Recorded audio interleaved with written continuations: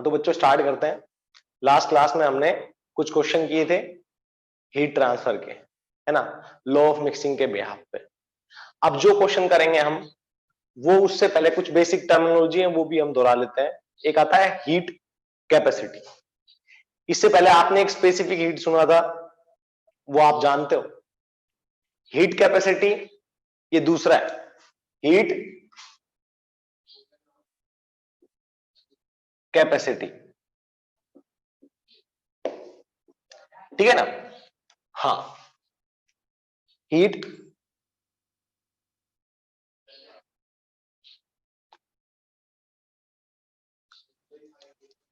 हाँ तो बच्चों हीट कैपेसिटी की बात कर रहे हैं। इससे पहले हमने स्पेसिफिक हीट पढ़ा था, उसमें मैंने बोला था H is to how much M S delta T, और मैंने S को बताया था स्पेसिफिक हीट। तो आपने बोला था हीट क्या होती है, एनर्जी होती है upon M into delta T. इसका मतलब क्या हुआ, energy required per unit mass, energy required to material per unit mass and per degree rise in temperature, वो एनर्जी क्या कहलाती है, स्पेसिफिक हीट। यहां पे जब आप लिखोगे H is to M S delta T, तो यहां पे जो ये एम एस होता है, ये होता है हीट कैपेसिटी। क्या होता है, हीट कैपेसिटी। तो सर ये क्या होता है, तो मैं बात करूंगा कि एम एस को अगर आप एक साइड रख लो, ये हीट कैपेसिटी है, तो इसका मतलब क्या हुआ, energy required to raise the temperature of a substance does not mean वो 1 केजी होना चाहिए, 2 केजी, 1 ग्राम, 3 ग्राम, कितना भी हो, कोई भी सब्सटेंस हो, उसको एनर्जी जो दी जाती है, हीट दी जाती है, उसका 1 डिग्री राइज टेम्परेचर करने के लिए, उसको कहते हैं हीट कैपेसिटी। समझ में आया नहीं आया, उस सब्सटेंस का हीट कैपेसिटी क्या कहलाता है, किसी भी सब्सटेंस को 1 डिग्री टेम्परेचर राइज करवाना है, उसका किसी भी सब्सटेंस का 1 डिग्री टेम्परेचर राइज करवाना है, उसको राइज करवाने के लिए जो एनर्जी दी जाती है, मतलब जो दी जाती है, उसको बोलते हैं हम हीट, है ना। तो उसको क्या, वो क्या कहलाती है, वो कहलाती है सर हीट कैपेसिटी। समझ में आया आपको, आया इतना। हाँ, तो अब हम आगे चलते हैं कि सर इससे आगे क्या है, इससे आगे क्या है। अब देखो, मान लो आपके पास एक, अभी स्टार्ट करते हैं यहां पे वाटर इक्विवेलेंट वगैरह, ठीक है। हाँ, तो लिखो water equivalent of a material, water equivalent, चलो यहीं से पूरा मिटा देते हैं, कोई दिक्कत नहीं है, छोटा ही था, ठीक है। हाँ, अब बस ये लिख देते हैं H is to M S delta T, और डेल्टा टी एम एस क्या है तुम्हारा, हीट कैपेसिटी, ठीक है। इसके बाद में आता है water equivalent of a material, water equivalent of a material, water equivalent of a material, समझ में आ गया। इसको क्या बोलते हैं, कैलोरीमीटर भी बोलते हैं,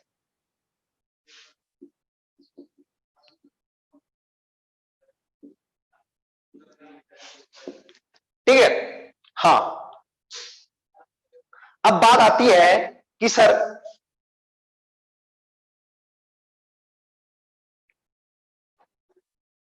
water,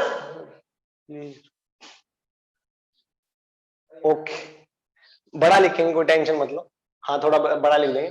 water equivalent of a material, नीचे लिख लेना कैलोरीमीटर, ठीक है ना। हाँ, नीचे लिख लेना कैलोरीमीटर।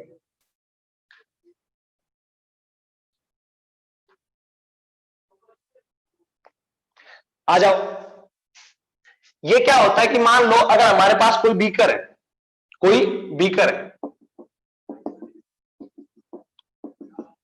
इसमें पानी है, अगर आप इसको हीट दोगे, अगर आप इसको हीट दोगे, है ना, जब आप इसको हीट दोगे, ये पानी गर्म होगा, क्या उसके साथ साथ ये बीकर भी गर्म होगा। या आपके पास एक बीकर है, उसमें पानी है, जब आप इसको हीट दोगे तो पानी गर्म होगा, ये तो आपको पता है, पर क्या उसके साथ साथ बीकर भी गर्म होगा, बीकर भी तो गर्म होगा, ऐसे तो नहीं डायरेक्टली पानी गर्म हो जाएगा, बीकर ठंडा ही रहेगा, है ना। तो मान लो इसका 1 डिग्री टेम्परेचर राइज करने के लिए पानी को 1 जूल एनर्जी की जरूरत पड़ती है, तो अगर आप इसको बीकर में डाल के गर्म करोगे तो क्या ज्यादा एनर्जी देनी पड़ेगी 1 जूल से, कुछ एनर्जी बीकर में भी तो जाएगी। अरे बीकर का मटेरियल भी तो लेगा कुछ एनर्जी, है ना? अरे हाँ कि ना? हाँ बिल्कुल, समझ में आया? ओके। अब बात आती है कि sir water equivalent of a material क्या कहलाता है? कोई भी मटेरियल जिसका टेम्परेचर 1 डिग्री सेल्सियस राइज करने के लिए, कोई भी मटेरियल, जैसे यहां पे बीकर है तो बीकर का मटेरियल, उसका टेम्परेचर 1 डिग्री सेल्सियस राइज करने के लिए जो एनर्जी हमने दी, जो एनर्जी हमने दी, वही एनर्जी मैं कितने मास ऑफ वाटर को दूं कि उसका टेम्परेचर भी 1 डिग्री सेल्सियस राइज हो जाए। समझ पाना? मतलब मेरे पास सर बीकर है और बीकर में पानी है, यहां पे बीकर के मटेरियल की बात हो रही है, पानी की नहीं, बीकर का मटेरियल।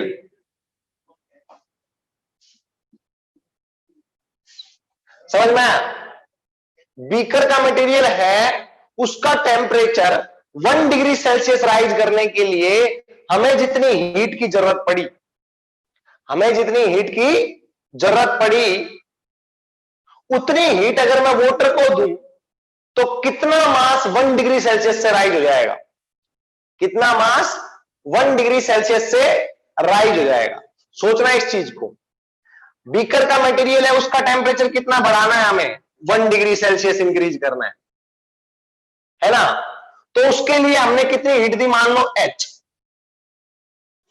अगर इतनी हीट इन्होंने बोला है कितने पानी को दूं कि उसका टेम्परेचर भी 1 डिग्री सेल्सियस राइज हो जाए, ना उससे ज्यादा ना उससे कम, ना उससे ज्यादा ना उससे कम।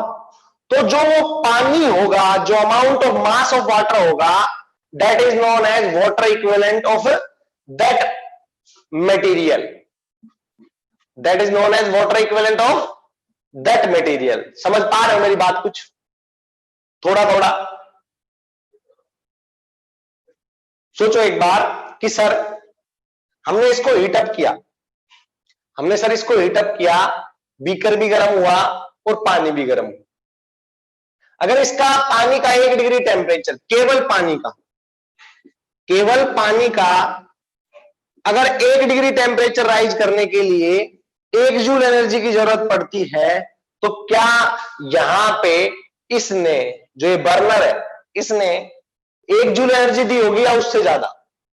उससे ज्यादा। सिंपल सी बात है, क्योंकि सर कुछ एनर्जी बीकर ने भी तो ले ली होगी, कुछ एनर्जी बीकर ने भी तो ले ली होगी, कुछ हीट बीकर ने भी तो ले ली होगी, है ना? हाँ। तो सर हमने जो बर्नर ने जो हीट दी वो ग्रेटर देन क्या थी? ग्रेटर देन 1 जूल थी। समझ में आया? हाँ। तो इन्होंने बोला कि अगर बीकर का मटेरियल है, उसका 1 डिग्री टेम्परेचर राइज करे, जो हमने उसका 1 डिग्री टेम्परेचर राइज करने में H अमाउंट ऑफ हीट दी, अगर मैं वो केवल पानी को देता, अगर मैं वो केवल पानी को देता, तो पानी के कितने मास का टेम्परेचर 1 डिग्री सेल्सियस हो जाता, बढ़ जाता? पानी के कितने मास का टेम्परेचर 1 डिग्री सेल्सियस बढ़ जाता? फॉर एग्जाम्पल यही हीट सर मैं यहां पे पानी को दे रहा हूं, केवल पानी है, यहां पे कोई बीकर नहीं, केवल पानी, केवल पानी है, बीकर बीकर नहीं। इसका टेम्परेचर 1 डिग्री सेल्सियस से राइज हो जाए, तो जो ये मास आएगा that is water equivalent of that material. समझ में आया? That is water equivalent of that material. आया क्या? हाँ। तो ये चीजें ऐसे आपको समझनी है। यहां पे बीकर नहीं है, याद रखना। यहां पे इमेजिन करो केवल पानी पानी है, केवल पानी को हीट दे तब, ठीक है? हाँ। तो अब अपनी लैंग्वेज में धीरे धीरे लिखोगे, लिखो लिखो, शाबाश। Heat require to raise the temperature of container, heat required to raise the temperature of a container, हाँ, that is mc, mass of the container, into sc, specific heat of the container, by 1 degree Celsius. Heat required to raise the temperature of the container by 1 degree Celsius is given by this. हाँ कि ना, लिख लोगे, है ना? हाँ, ये sir मैं कितने पानी को दूं कि उसका टेम्परेचर 1 डिग्री सेल्सियस बढ़ जाए? तो अगर मैं पानी की बात करूं तो मैं लिखूंगा सर दिस H, मतलब दिस H MCSC इंटू 1. ये कितने पानी को दूं? मास ऑफ वाटर, सो दैट उसका टेम्परेचर भी 1 डिग्री सेल्सियस बढ़ जाए, सो दैट उसका टेम्परेचर भी 1 डिग्री सेल्सियस बढ़ जाए. समझ में आया? आया नहीं आया? हाँ, तो मैं इसको कंप्लीटली जब लिखूंगा तो मैं इसको ऐसे लिख दूंगा कि सर मान लो कंटेनर का टेम्परेचर 1 डिग्री सेल्सियस बढ़ाने के लिए हमने जो हीट दी वो थी H. अगर इसी हीट को मैं पानी को दूं तो मास of water into specific heat of water into, ताकि उसका 1 डिग्री सेल्सियस टेम्परेचर बढ़ जाए, डेल्टा टी. तो जो मास ऑफ वाटर होगा दैट इज स्पेसिफिक, या मैं बोलूं that is water equivalent of that material, water equivalent of the material of container. समझ में आया?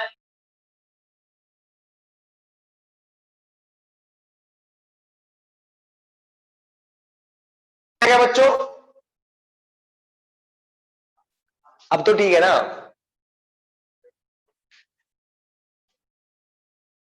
अरे सिंपल सी बात है, डेफिनेशन यार भाई खुद बना ले चाहे तू, तेरे को चीज समझ में आनी चाहिए ना, चीज समझ में आनी चाहिए ना कि amount of mass of water,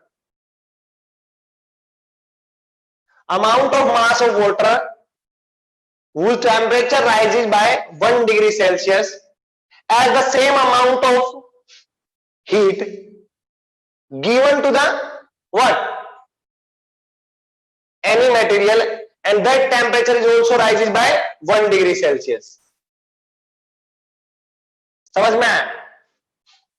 तो लिख देंगे हम टोटल हीट पर specific heat of water, total heat पर स्पेसिफिक हीट ऑफ वाटर, या तो ये लिख देना, है ना? या आप इसको जानते हो तो ये क्या है? Heat capacity, heat capacity of a material upon specific heat of water. अरे इससे पहले लिखवाया है ना, heat capacity upon of material, heat capacity of a material पर स्पेसिफिक हीट ऑफ वाटर. समझ में आया? Heat capacity of a material पर specific heat of water is water equivalent of that material. समझ में आया ना? हाँ, तो हम ऐसे इन चीजों को लिख लेंगे, ठीक है?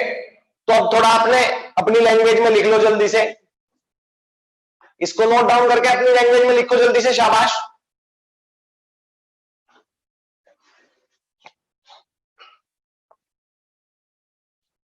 लिखो.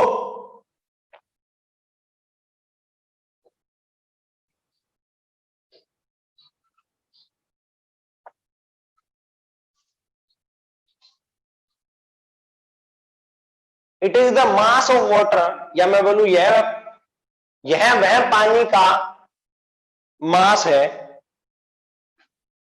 यह वह पानी का मास है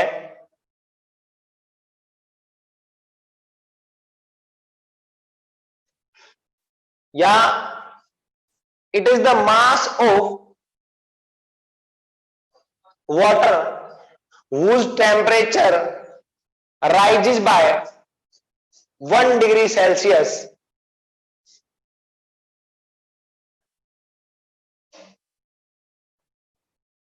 whose temperature rises by, it is the mass of that water whose temperature rises by 1 degree Celsius It is the mass of water whose temperature rises by 1 degree Celsius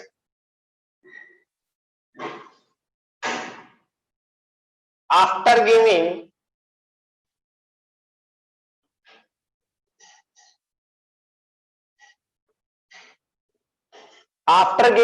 the same amount of heat after giving the same amount of heat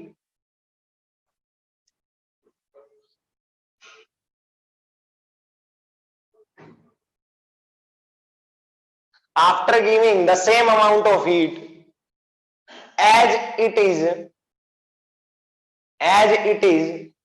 given to the container after giving same amount of heat as it is given to the container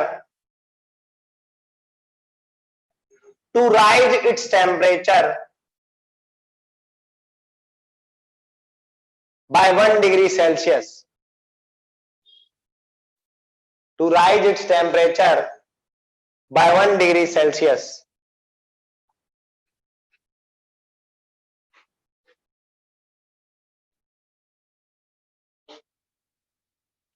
हाँ तो बच्चों देखो, हमारे पास मान लो solid है ice 0 degree Celsius पे, है ना। सॉलिड है आइस 0 डिग्री सेल्सियस पे, ठीक है ना। हाँ, फिर हमारे पास आ गया लिक्विड। क्या आ गया? लिक्विड, है ना। हाँ बिल्कुल आ गया, ठीक है।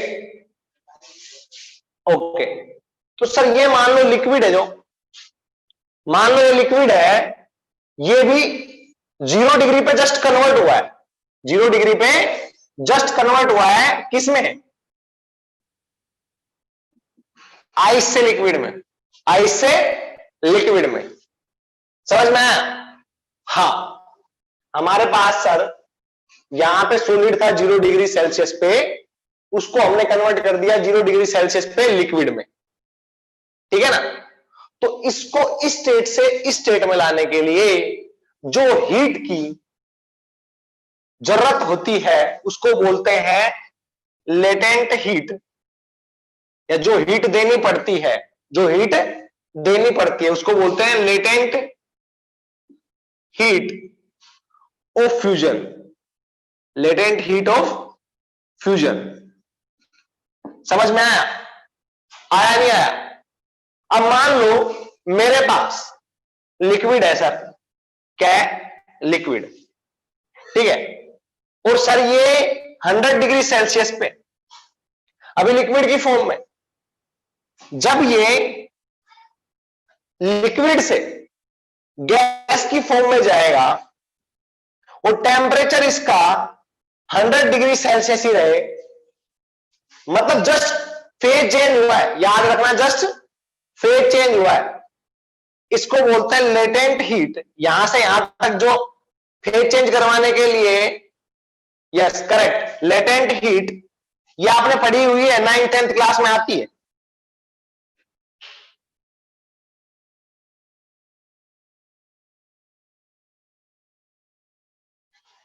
समझ में आया? समझ में आया क्या बच्चों? समझ पा रहे हो आप लोग? Latent heat of vaporisation, of vaporisation, latent heat of vaporisation. अब बात आती है सर, आपने हीट तो दी पर क्या टेम्परेचर चेंज हुआ? नहीं। आपने हीट तो दी, यहां से यहां तक लाने में टेम्परेचर चेंज हुआ? नहीं। तो गई कहां पे? ये गई कहां पे, है ना। दिमाग में तो आएगा कि सर आपने 0 डिग्री सेल्सियस से सॉलिड को लिक्विड में कन्वर्ट कर दिया, जो आपने हीट दी, एरो लगा देते आप फॉर, ताकि हमने दी, हम ये बोलेंगे हमने दी हीट, ठीक है ना। जो आपने हीट दी, है ना, आपने स्टेट तो चेंज करवा दी पर टेम्परेचर चेंज नहीं हुआ, पर टेम्परेचर चेंज नहीं हुआ। तो ये गई कहां पे, तो ये गई कहां पे, तो फेज चेंज करने में हीट की जरूरत पड़ेगी। मान के चलना, मैं आपको बताता हूं इस सिचुएशन पे क्या होता है कि दोनों ही केस में सर हीट दी पर टेम्परेचर इंक्रीज नहीं हुआ। मैंने आपको पहले भी बोला था जो टेम्परेचर इंक्रीज होता है दैट डिसाइड व्हाट, मोलिक्यूल या एनर्जी पर मोलिक्यूल। बताया था ना कि हम बोले अगर टेम्परेचर क्या होता है सर, तो इट डिसाइड द या it gives us idea about energy पर मोलिक्यूल। मान लो यहां पे मोलिक्यूल है, वाइब्रेट कर रहे हैं, वाइब्रेट कर रहे हैं, है ना, तो मोलिक्यूल अगर उसी एम्पलीट्यूड से वाइब्रेट करता रहेगा, मोलिक्यूल अगर उसी एम्पलीट्यूड से वाइब्रेट करता रहेगा तो टेम्परेचर तो उतना ही रहेगा, टेम्परेचर तो उतना ही रहेगा लेटेस्ट साइड में। तो सर ये बाकी की एनर्जी कहां पे गई, मैं बोलूंगा ये एक्सपेंशन में गई, या मैं बोलूंगा कि सर ये बोन्स को वीक करने में गई। सॉलिड में बोन की अलग फॉर्मेशन होती है, लिक्विड में अलग, है ना। मैं बोल दूंगा या तो सर ये एक्सपेंशन में गई या फिर बोन्स को वीक करने में। स्टेज चेंज करते टाइम, स्टेज चेंज करते टाइम सॉलिड स्टेट से किस में आ गया, लिक्विड स्टेट में, ठीक है, सॉलिड स्टेट से लिक्विड में आ गया और लिक्विड से गैस में। तो जब बॉन्ड को वीक करने में या बॉन्ड को लूज करने में जो एनर्जी लगाई वो क्या थी, लेटेंट हीट थी। जो सॉलिड से लिक्विड में करे उसको लेटेंट हीट ऑफ फ्यूजन बोलते हैं, जो लिक्विड से गैस में करे उसको लेटेंट हीट ऑफ वेपोराइजेशन बोलते हैं। समझ में आया आपको, समझ में आया,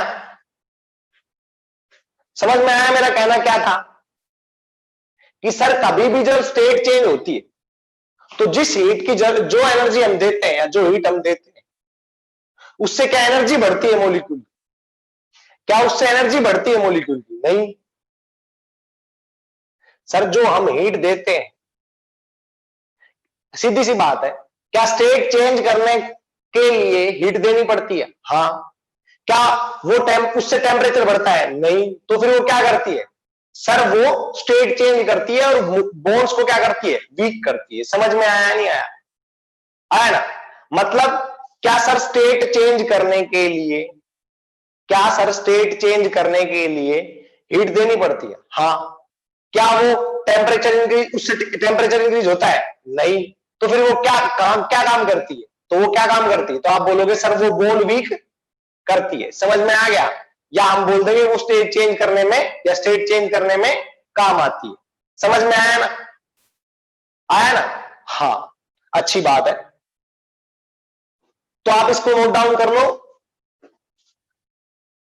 ठीक है, आप इसको नोट डाउन कर लो, इसमें लिख देना ऊपर फेज चेंज, फेज चेंज,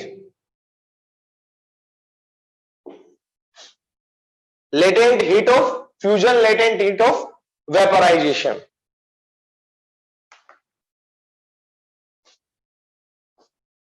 ठीक है ना, इसको फेज चेंज बोलते हैं। टेम्परेचर का चेंज ना होना, केवल स्टेट का चेंज होना, उसको बोलते हैं फेज चेंज। समझ में आया, तो इसलिए यहां पर डाल देना फेज चेंज, फेज चेंज, ठीक है ना। तो बच्चों हमने क्या पढ़ा था, जब भी फेज चेंज करने के लिए जिस हीट की जरूरत पड़ती है, जो एनर्जी देनी पड़ती है, उसको बोलते हैं, अगर वो सॉलिड से लिक्विड में फेज चेंज हो रहा है किसी भी मटेरियल का, किसी का भी हो सकता है, उसको बोलते हैं लेटेंट हीट ऑफ फ्यूजन। और अगर वो लिक्विड से गैस में कन्वर्ट कर रही है without changing the temperature, only state is changing, तो जिस हीट को देनी पड़ती है, जो हीट देनी पड़ती है, उसको बोलते हैं लेटेंट हीट ऑफ वेपोराइजेशन।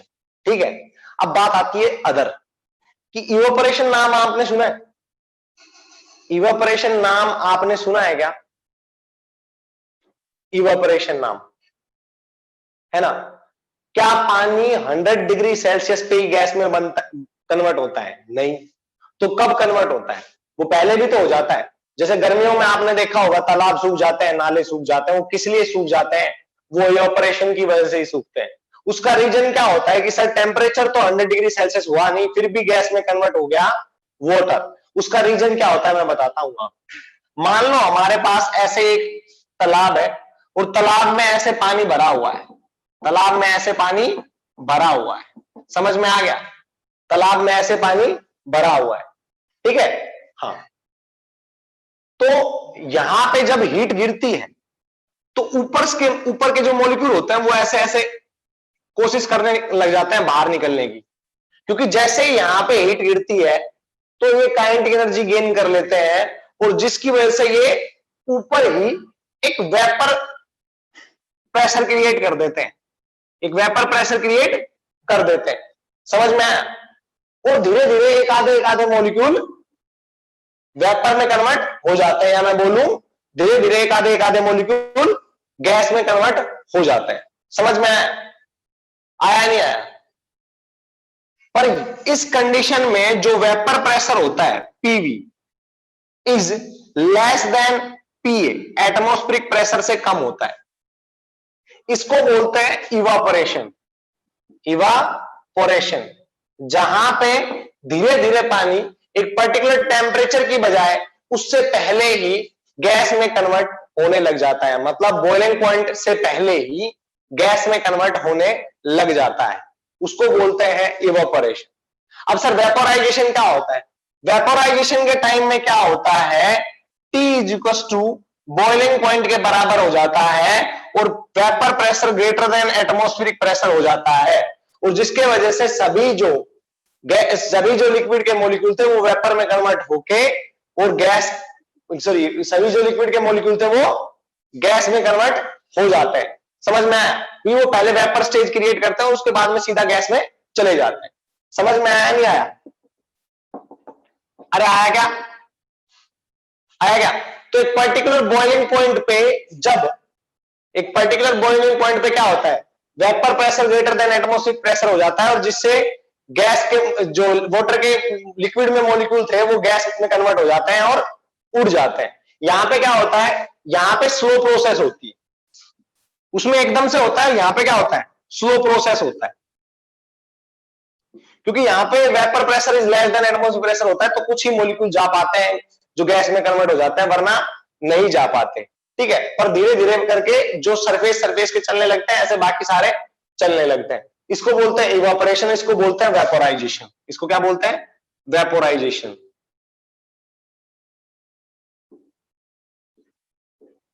जो भी हो अपने लिख लेना, है ना? हाँ, अब इतनी बात समझ में आई होगी आपके भी और मेरे भी, है ना? फिर उसके बाद में बात आती है, सर प्रॉपर डेफिनेशन दो लेटेंट हीट ऑफ फ्यूजन की, प्रॉपर डेफिनेशन। ठीक है, तो आपको अब लिखनी है प्रॉपर डेफिनेशन। ये तो था आपको थोड़ा बस एक्सप्लेन करने के लिए मैंने बोल दिया और आप लिखते चले गए, है ना? अब आपको एक प्रॉपर डेफिनेशन लिखनी है। आ जाओ। Latent heat, latent heat of fusion. लिखो, डेफिनेशन लिखो यू। अब डेफिनेशन लिखो, एल एफ से रिप्रेजेंट कर देना, कैपिटल एल, नीचे लिख देना F, latent heat of fusion. अब लिखो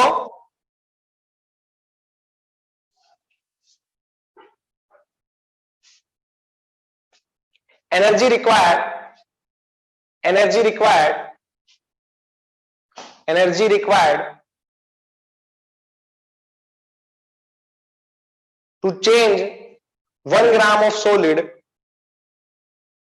energy required to change 1 gram of solid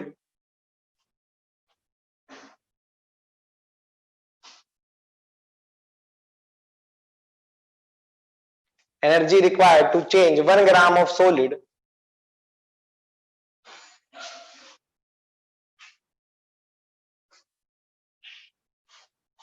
energy required to change 1 gram of solid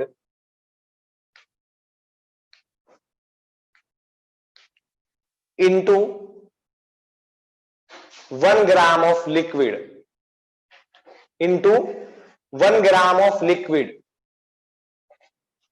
energy required to change 1 gram of solid into 1 gram of liquid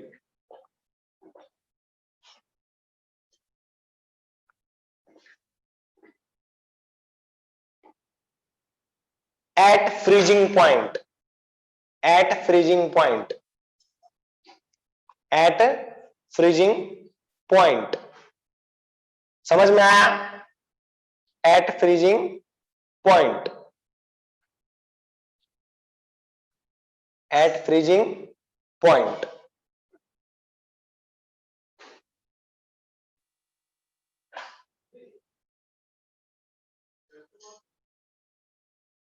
or we can say at constant temperature, or we can say at constant temperature, or we can say at constant temperature, or we can say at constant temperature।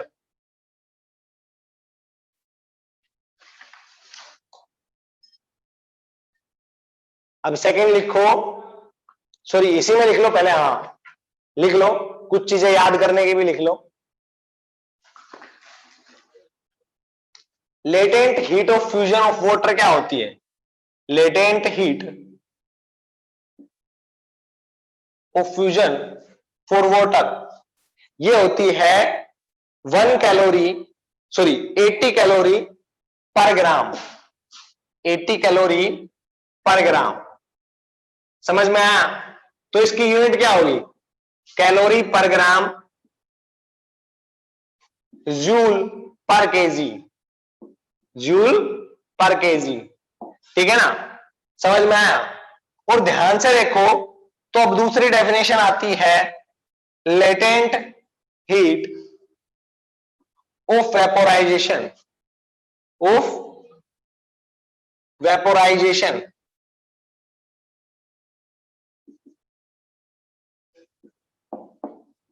Spelling गलत हो सकती है, tension मत लेना, बताऊंगा सही। ठीक है? ठीक है ना? हाँ, latent heat of vaporisation, L V से रिप्रेजेंट कर देना, कोई दिक्कत नहीं। ठीक है ना?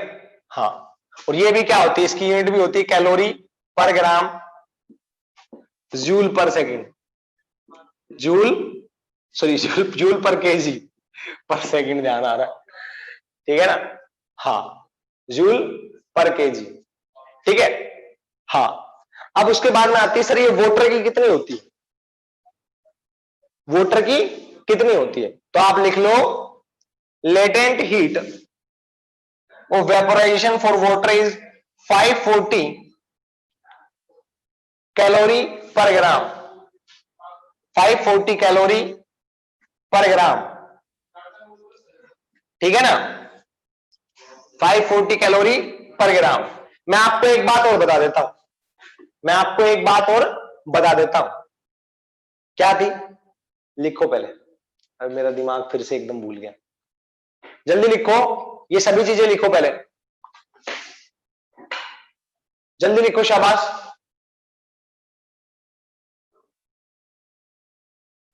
लिख लिया? आ जाओ, आ जाओ। देखो, जब भी आइस होती है, आइस को, या मैं बोलूं सॉलिड को लिक्विड में कन्वर्ट करने के लिए, सॉलिड को लिक्विड में कन्वर्ट करने के लिए क्या करना पड़ता है? एनर्जी देनी पड़ती है। एनर्जी क्या करनी पड़ती है? देनी पड़ती है ना? सॉलिड को लिक्विड में कन्वर्ट करने के लिए क्या करना पड़ता है, जल्दी बताओ?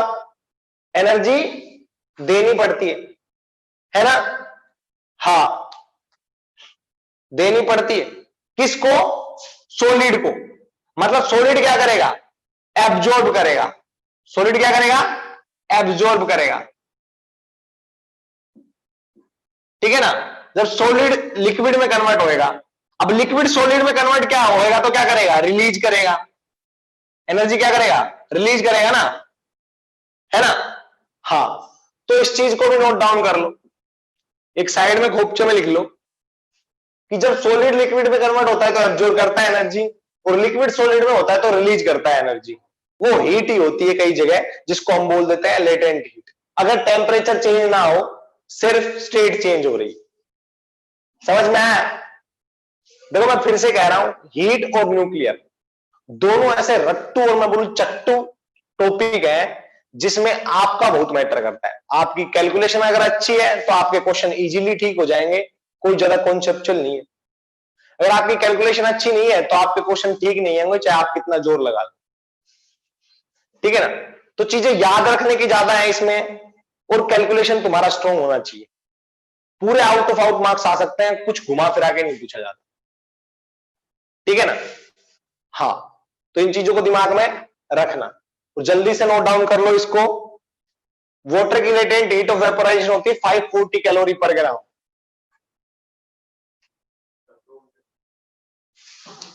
ठीक है। और यहां पे लिख देना एनर्जी रिक्वायर्ड टू कन्वर्ट, हाँ, latent heat of vaporisation. Definition लिखवा दी थी क्या? इसकी डेफिनेशन लिखवा दी थी क्या? एनर्जी रिक्वायर्ड टू चेंज, लिखो लिखो, लिख लो तो। अब जिसने नहीं लिखी वो लिख लो। लेटेंट हीट ऑफ वेपोराइजेशन की definition, energy required to change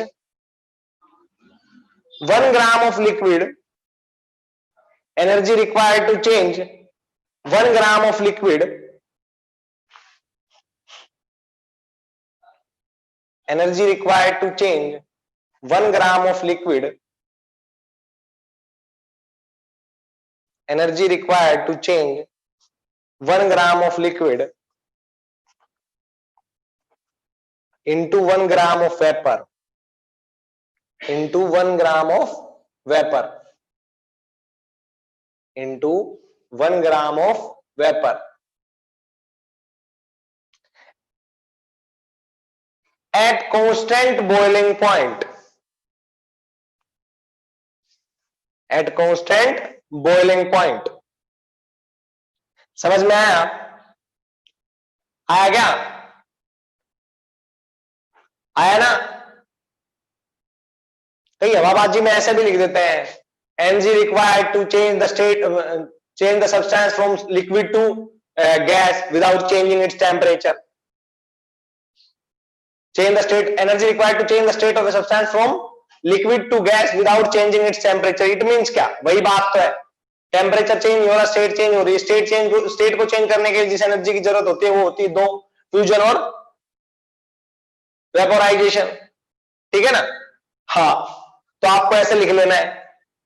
फिर उसके बाद में बात आती है, वो देखते हैं हम लोग, अभी एक बार देखते हैं। हाँ, ज्यादा बड़ा झंझट तो नहीं है।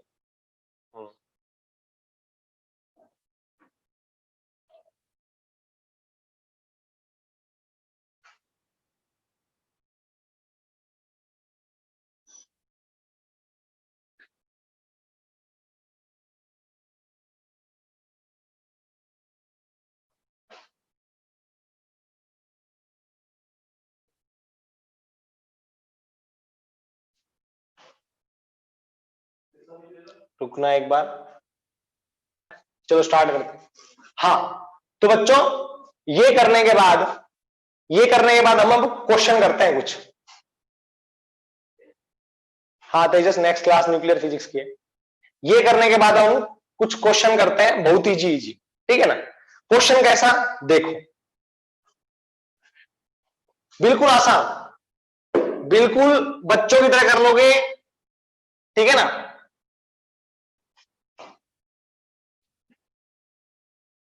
हमारे पास मान लो 100 ग्राम आइस है, 100 ग्राम आइस है,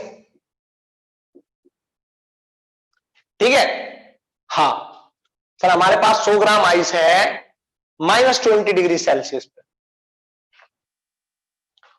इसको कन्वर्ट करना है हमें वेपर में। किसमें? वेपर में।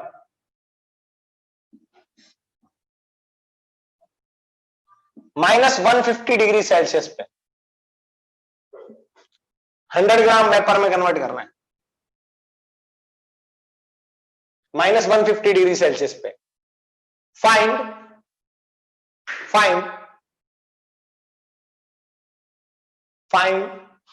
the energy required to change 1 gram of ice at -20 degree Celsius into, sorry, 100 gram of ice into at -20 degree Celsius into 100 gram of vapor at +150 degree Celsius, +150 degree Celsius. Minus पे थोड़ी ना vapour convert होंगे यार, convert into 100 gram of vapour into at 150 degree Celsius, ये state लेके आनी। तो इसमें कितनी हीट की जरूरत होगी? Find the energy required to convert 100 gram of ice at 150 degree Celsius into 100 gram of vapour at 150 degree Celsius. अब देखो ध्यान से, सर पहले तो आइस को -20 डिग्री सेल्सियस से, आइस को -20 डिग्री सेल्सियस से क्या 0 डिग्री सेल्सियस पे लेके आओगे? तब तक तो आइस ही रहेगी और स्टेट चेंज नहीं होगी, तब तक तो आइस ही रहेगी और स्टेट चेंज नहीं होगी, है ना। तो आप लेके आए 100 ग्राम आइस 0 डिग्री सेल्सियस पे लेके आना है। तो आपने कितनी हीट दी? H is to M S delta T. M कितना है? 100 ग्राम। और जो ग्राम में ले लिया तो याद रखना स्पेसिफिक हीट जो S है ये आप किस में लोगे? कैलोरी पर ग्राम में। कैलोरी पर ग्राम में स्पेसिफिक हीट ऑफ आइस कितनी होती है जल्दी बताओ? अरे स्पेसिफिक हीट ऑफ आइस कितनी होती है जल्दी बताओ? स्पेसिफिक हीट नहीं, वो लेटेंट हीट थी, वो लेटेंट हीट थी। स्पेसिफिक हीट इससे पहले लेक्चर में बताया था, लिख लो अभी जिसने नहीं लिखी है। स्पेसिफिक हीट ऑफ आइस होती है 1/2 कैलोरी पर ग्राम पर डिग्री सेल्सियस, पर डिग्री सेल्सियस। और स्पेसिफिक हीट ऑफ स्टीम भी उतनी होती है, स्पेसिफिक हीट ऑफ स्टीम भी उतनी ही होती है, ठीक है। जिन बच्चों को नहीं पता उनको बता रहा हूं, स्पेसिफिक हीट ऑफ वाटर होती है, वो होती है 1 कैलोरी पर ग्राम पर डिग्री सेल्सियस, ठीक है ना। तो जब सर मैं इसको इसमें कन्वर्ट करूंगा तो m mass of the substance, s specific heat, specific heat कितनी आइस की 1/2। सभी बच्चे देखते चलेंगे, कोई बड़ी बात नहीं है। कभी सोच रहे हो हमने नहीं पढ़ा तो हमें समझ में नहीं आएगा। डेल्टा टी टेम्परेचर का चेंज कितना हुआ? 20 डिग्री सेल्सियस चेंज आया, है ना। हाँ, तो कितनी हीट देनी पड़ी आपको? आपने हीट दी सर कितनी जल्दी बताओ? 0.5 की जगह मैं 1/2 लिख दूंगा तो आएगा 10, तो आएगा 1 के कैलोरी, 1 किलो कैलोरी, इतनी हीट दी।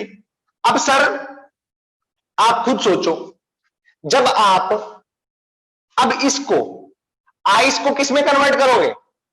0 डिग्री सेल्सियस पे आइस को किस में कन्वर्ट करोगे? 0 डिग्री वाटर में। अरे 100 ग्राम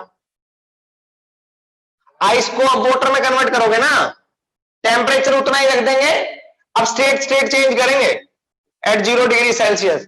तो यहां पे क्या लगेगी? यहां पे जो हीट देंगे वो क्या कहलाएगी जल्दी बताओ? Latent heat. अरे लेटेंट हीट ही होगी ना बच्चों, क्या ये लेटेंट हीट होगी? लेटेंट हीट ऑफ फ्यूजन, ठीक है नीट वाले बच्चों। हाँ, ml सर हम H2 हीट देंगे, यहां पे H1 दी थी मान लो, यहां पे H2 ml, m कितना 100 ग्राम, l कितना आएगा जल्दी बताओ कितना था? अरे आइस का कितना, इससे सॉलिड से लिक्विड में कन्वर्ट करने के लिए वाटर को कितनी हीट देनी पड़ती है जल्दी बताओ? 80। तो आप लिख दोगे यहां पे 8 के कैलोरी, ठीक है। अब सर इसके बाद में क्या करेंगे? इसके बाद में सर हमें कन्वर्ट करना है किसको? हमें कन्वर्ट करना है किसको? वाटर को कन्वर्ट करना है 0 डिग्री सेल्सियस से 100 डिग्री सेल्सियस। वाटर को अब 0 डिग्री से 100 डिग्री लेके जाएंगे ना, जब तक तो उसकी कोई स्टेट चेंज नहीं होगी, वो वाटर ही रहेगा, है ना। तो अब वाटर को 0 डिग्री से 100 डिग्री सेल्सियस तक लेके जाते हैं। 100 ग्राम वाटर, ठीक है, एट 100 डिग्री सेल्सियस। तो यहां पे क्या देंगे? M S delta T H3, H3। M कितना है? 100 ग्राम। एस कितना है जल्दी बताओ? Specific heat of what? Water. Specific heat of water 1 calorie per gram, तो 1। फिर उसके बाद में एम एस डेल्टा टी कितना? 100, तो आएगा 10 के कैलोरी, 10 के कैलोरी, ठीक है। अच्छी बात। अब इसको आप वाटर को किस में कन्वर्ट करोगे? स्टेट चेंज करोगे ना किसमें, 100 डिग्री सेल्सियस पे वाटर है, अब 100 डिग्री सेल्सियस पे वेपर बन जाएगा। 100 डिग्री सेल्सियस पे वाटर है तो अब 100 डिग्री सेल्सियस पे वेपर बन जाएगा। वेपर बन जाएगा 100 डिग्री सेल्सियस पे ही, तो क्या ये स्टेट चेंज हुई, क्या ये लेटेंट हीट ऑफ वेपोराइजेशन हुआ। यहां पे लिखेंगे एम एल इंटू वी, और यहां पे इसको लिख देंगे H4 हीट देंगे हम। यहां पे H4 हीट हमने दी M L V, 100 into latent heat of vaporisation 540। समझ में आया? हाँ। अरे पर ग्राम इतनी देनी पड़ती है, 100 ग्राम में कितनी देंगे, मल्टीप्लाई बाय 100। अब सर आप वेपर को किस में कन्वर्ट करोगे, 100 डिग्री सेल्सियस से 150 डिग्री सेल्सियस पे, मतलब डेल्टा टी कितना हुआ, 50 डिग्री का डेल्टा टी हुआ। अरे चेंज इन टेम्परेचर कितना हुआ, जल्दी बताओ, चेंज इन टेम्परेचर स्टेट में कितना हुआ, 50 डिग्री। ठीक है, वेपर की या स्टीम की स्पेसिफिक हीट क्या होती है, जल्दी बताओ, स्पेसिफिक हीट क्या होती है, एम एस डेल्टा टी लिख देते हैं पहले तो, H5 लिख देते हैं, स्टीम का मास 100 ग्राम। ठीक है, फिर उसके बाद में स्पेसिफिक हीट ऑफ स्टीम 1/2, फिर उसके बाद में डेल्टा टी 50 डिग्री सेल्सियस का टेम्परेचर चेंज। क्या निकाल लोगे अब, ये कितना आएगा, 1 के कैलोरी, 8 के कैलोरी, 10 के कैलोरी, 54 के calorie, and this is how much, 2.5 के कैलोरी, 2.5 के कैलोरी। निकाल लोगे या नहीं निकाल लोगे, जल्दी बता दो बच्चों, निकाल लोगे, अरे निकाल लोगे ना, ऐसा कोई क्वेश्चन दिया जाए तो आप निकाल सकते हो, निकाल सकते हो ना। हाँ, आपको क्या करना है, जहां पे टेम्परेचर चेंज होता है स्टेट चेंज नहीं होती, वहां पे M S delta T specific heat का फॉर्मूला लगाना है। जहां पे स्टेट चेंज करनी होती है, टेम्परेचर चेंज नहीं करना होता, वहां पे एम एल लेटेंट हीट का फॉर्मूला लगा के टोटल हीट रिक्वायर्ड या रिलीज जो भी हो वो निकालनी। समझ में आया? ऐसा क्वेश्चन हम कर लेंगे, ठीक है ना। हाँ, अच्छे से करना है। अब सिर्फ एक क्वेश्चन और कर दो जिससे मेरे को भी कॉन्फिडेंस आ जाए कि आपको आता है। यही क्वेश्चन करने के बाद हम यहां पे कोई दिक्कत नहीं, रोक देंगे आपके कहने पे भी, कोई दिक्कत नहीं, पर एक क्वेश्चन तो करना है, ठीक है ना। तो एक क्वेश्चन सभी करके दिखाएंगे, सभी बच्चे करके दिखाएंगे एक क्वेश्चन।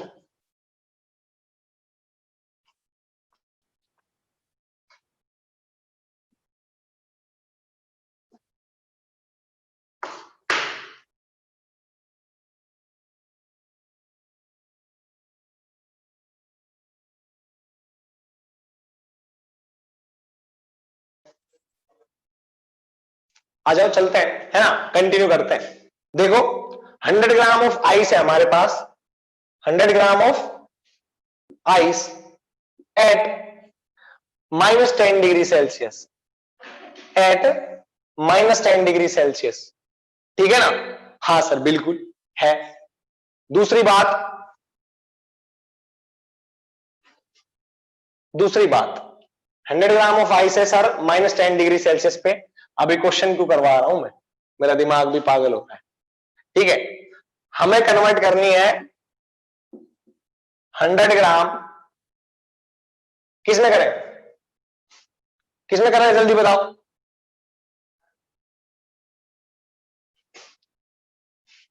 वेपर में,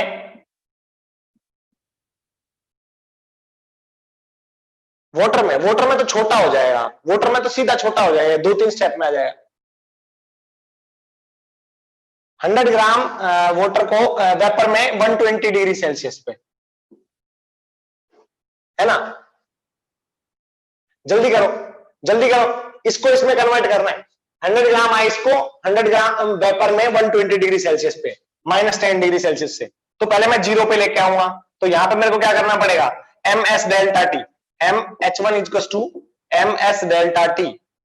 ठीक है, मतलब सर मैं आइस को कन्वर्ट करूंगा -0 डिग्री सेल्सियस से आइस में ही 0 डिग्री सेल्सियस पे, है ना।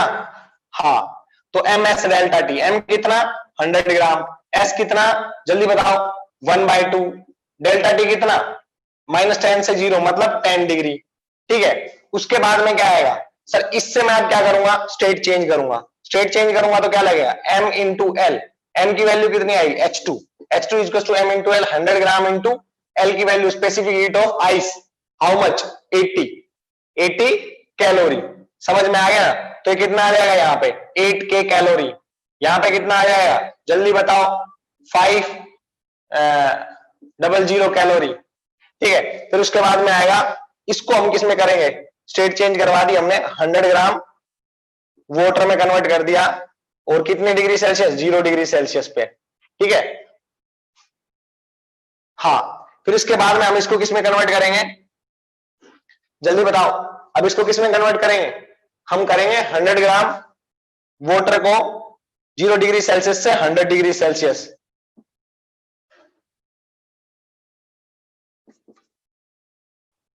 ठीक है ना, है ना।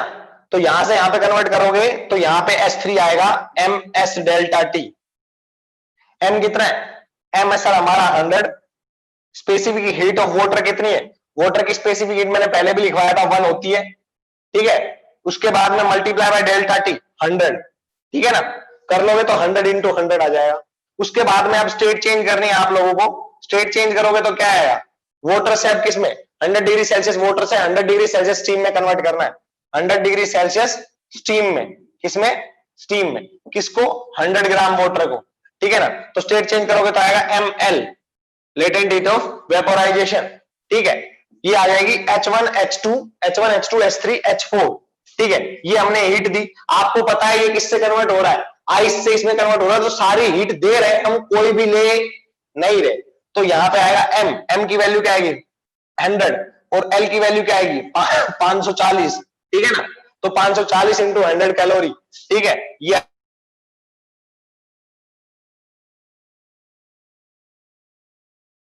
20 डिग्री पे लेके जानी, स्टेट तो चेंज करनी नहीं। तो क्या आएगा H5 is to MS delta T. M कितना 100 ग्राम, S कितना है जल्दी बताओ, स्पेसिफिक हीट ऑफ स्टीम वो आती है 1/2, डेल्टा टी 20 डिग्री सेल्सियस। समझ में आ गया। ये आ जाएगा हमारा कैलोरी में, जितना भी आए। ठीक है। तो जल्दी देखो, ये 500 कैलोरी, ये 8000 कैलोरी, ये कितना 10K कैलोरी। ठीक है। फिर उसके बाद में ये कितना 54K कैलोरी, ये कितना आ जाएगा, ये आ जाएगा 1K कैलोरी। सभी का सम कर देना, आपका आंसर आ जाएगा। ठीक है बच्चों, समझ में आया ना। आज के लिए इतना ही है।